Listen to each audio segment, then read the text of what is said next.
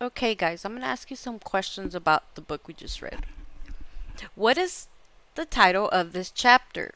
So you're going to get a Google form and you're going to, with help, you're going to, if you're nonverbal, you're going to point to the title and then your adult is going to help you type it up.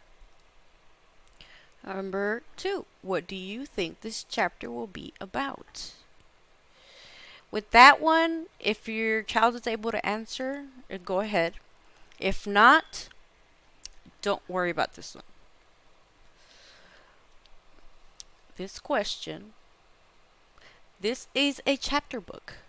What kind of chapter book is this? Is it a fiction, which means it's make believe? Or is it nonfiction?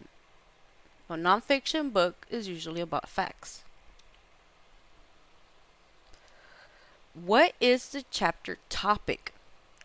Is it a biography, which means it's about one specific person?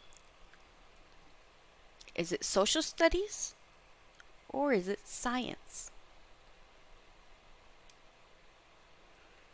This one says compare this book to a chapter book that has already been read recently. Don't worry about this one. Okay, what kind of book would you choose? Would you rather choose a picture book, a chapter book, a comic book, or a book about facts? Think about that.